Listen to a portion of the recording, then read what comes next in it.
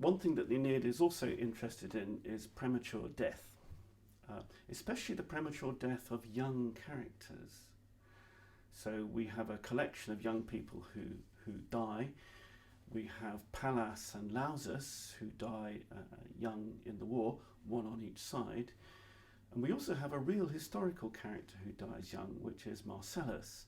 Now, Marcellus was the son-in-law and the adopted heir of Augustus himself.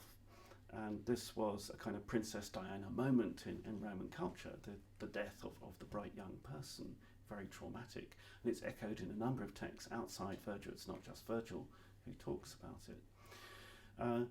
And I think there's a lot of interest in this theme of, if you like, lack of succession, these young people who are supposed to be the next generation who get wiped out.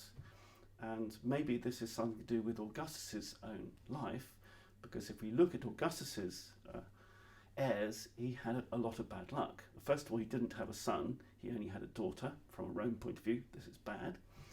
He then marries off the daughter to various heirs who die, first of all Marcellus, then his friend Agrippa, who also dies.